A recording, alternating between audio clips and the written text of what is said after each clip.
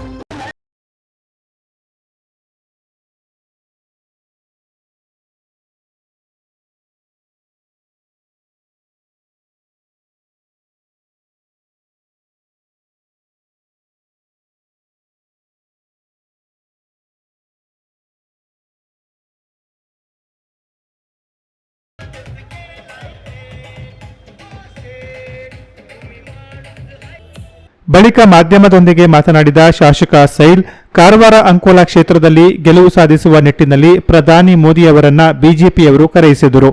ಆದ್ದರಿಂದ ಸಾಕಷ್ಟು ಬದಲಾವಣೆಯಾಗುವ ನಿರೀಕ್ಷೆ ಇತ್ತಾದರೂ ಮತದಾನ ಹೆಚ್ಚಾಗಿರಬಹುದು. ಆದರೆ ಜನರ ನಿರ್ಧಾರ ಕಾಂಗ್ರೆಸ್ ಪರವಾಗಿದ್ದು ಅದನ್ನು ಬದಲಿಸಲು ಸಾಧ್ಯವಾಗಿಲ್ಲ ಎಂದರು. ಕಾರವಾರ ವಿಧಾನಸಭಾ ಕ್ಷೇತ್ರದಲ್ಲಿ ಮೋದಿಯವರು ಬಂದ ಮೇಲೆ ಭಾಳಷ್ಟು ಚೇಂಜಸ್ ಆಗ್ತದೆ ಅಂತ ಹೇಳ್ಕೊಂಡು, ಚೇಂಜಸ್ ಸ್ವಲ್ಪ ಮತದಾನದಲ್ಲಿ ಆಗಬಹುದು, ನಿರ್ಧಾರದಲ್ಲಿ ಆಗಿಲ್ಲ. ಜನರು ನಿರ್ಧಾರವನ್ನು ಕಾಂಗ್ರೆಸ್ಸಿಗೆ ಕೊಟ್ಟಿರ್ತಾರೆ. ಮತ್ತು ಕಾಂಗ್ರೆಸ್ಸಿನ ಏನು ನಮ್ಮ ಪ್ರಣಾಳಿಕೆ ಇದೆ ಮತ್ತು ಗ್ಯಾರಂಟಿ ಕಾರ್ಡ್ ಇದೆ. ನಾವು ಹಿಂದೆ 50 ವರ್ಷಗಳ ಹಿಂದೆ ರೇಷನ್ ಕಾರ್ಡನ್ನು ನೋಡಿದ್ವಿ. ಇವತ್ತು ಆ ರೇಷನ್ ಕಾರ್ಡ್ ಚಾಲ್ತಿಯಲ್ಲಿದೆ. ಮಾನ್ಯ ಶ್ರೀಮತಿ ಇಂದಿರಾ ಗಾಂಧೀಜಿಯವರು ಆ ಟೈಮ್ನಲ್ಲಿ ಇದನ್ನು ತಂದಿದ್ದು.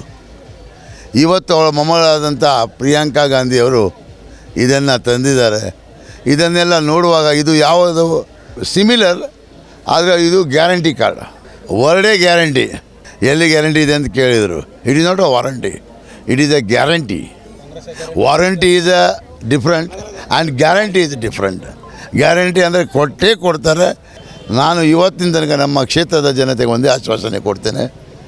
ನಾನು ಅವರಿಗೆ ಇಲ್ಲಿ ಒಂದು ಇಂಡಸ್ಟ್ರೀಸನ್ನು ತರಲಿಕ್ಕೆ ಪ್ರಯತ್ನ ಮಾಡ್ತೇನೆ. ಇದರ ಬಗ್ಗೆ ನಾನು DKಶಿ ಅವರಿಗೂ, ಸಿದ್ದರಾಮಯ್ಯಜಿಯವರಿಗೂ, ಮಾನ್ಯ ದೇಶಪಾಂಡೆ ಅವರಿಗೂ ಹೇಳಿದ್ದೇವೆ.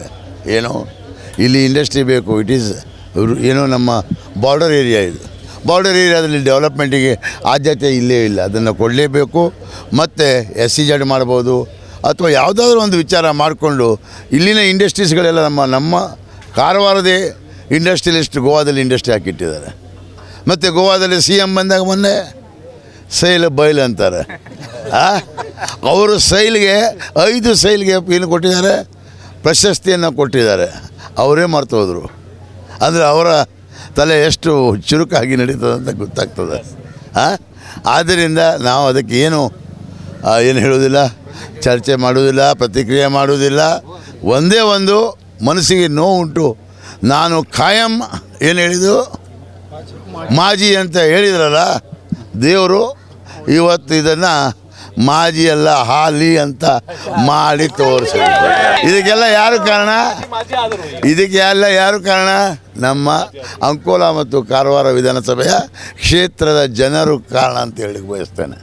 ಮತ್ತೊಮ್ಮೆ ನಮ್ಮ ಕ್ಷೇತ್ರದ ಎಲ್ಲ ಜನತೆಗೆ ನನ್ನ ಅಭಿನಂದನೆ ಸಲ್ಲಿಸುತ್ತಾ ನನಗೆ ಕೊಟ್ಟಂಥ ಕೆಲಸ, ನನಗೆ ಕೊಟ್ಟಂಥ ಜವಾಬ್ದಾರಿಯನ್ನು ನಾನು ಖಂಡಿತ ಮಾಡ್ತೇನೆ.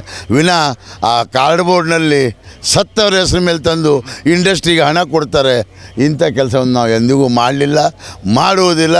ಮೊನ್ನೆ ಮುಡಿಗೇರಿಯಲ್ಲಿ ಎಲ್ಲ ದೊಡ್ಡ ಬೊಬ್ಬೆ, ಅಯ್ಯೋಯ್ಯೋ ಹಣ ಬಂತು ಅಂತ ತಿಳ್ಕೊಂಡು. ಎಲ್ಲಿ ನಾವು ಕ್ರಿಕೆಟ್ನಲ್ಲಿ ನೀವೆಲ್ಲ ಮಾಡ್ತೀರಲ್ಲಪ್ಪ, ಆ ಹಾರ್ಡ್ ಬೋರ್ಡ್ ಯಾವುದು, ಇದು ಹಾರ್ಡ್ ಬೋರ್ಡ್ ಅಲ್ಲ, ಥರ್ಮಾಕೋಲ್ನಲ್ಲಿ ಬರೀತಾರಲ್ಲ, ಆ ಥರ್ಮಾಕೋಲ್ನಲ್ಲಿ ಬರೆದು ಚೆಕ್ ಕೊಟ್ಟಿದ್ದಾರೆ, ಸಾಂಕೇತಿಕವಾಗಿ ಒಂದು ಚೆಕ್ ಕೊಟ್ಟಿದ್ದಾರೆ. ಆ ಕೊಟ್ಟಿದ್ದ ಚೆಕ್ಕನ್ನು ಸತ್ತವ್ರ ಹೆಸರು ಮೇಲೆ ಕೊಟ್ಟಿದ್ದಾರೆ. ಅದೇ ದುಃಖ ಆಯಿತು. ಯಾಕೆ ಅದನ್ನು ಚೆಕ್ ತರಲಿಕ್ಕೆ ಅಲ್ಲಿ ಹೋಗ್ಬೇಕಾಯ್ತು, ಅವನು ಮೇಲೆ ಹೋಗ್ಬೇಕಾಯ್ತು. ಅಥವಾ ಕೊಟ್ಟವ್ರ ಮೇಲಿಂದ ಕೆಳಗೆ ಬರ್ತಾರೋ ನೋಡಬೇಕು, ಅಥವಾ ಕೆಳಗಿಂದ ಮೇಲೆ ಹೋಗ್ತಾರೋ ನೋಡಬೇಕಾಯ್ತು. ಇಂಥ ಒಂದು ಅವರಿಗೆ ನಿಷ್ಕಾಳಜಿಯನ್ನು ಎಲ್ಲ ಮರೆತು ಬಿಟ್ಟಿದ್ದಾರೆ.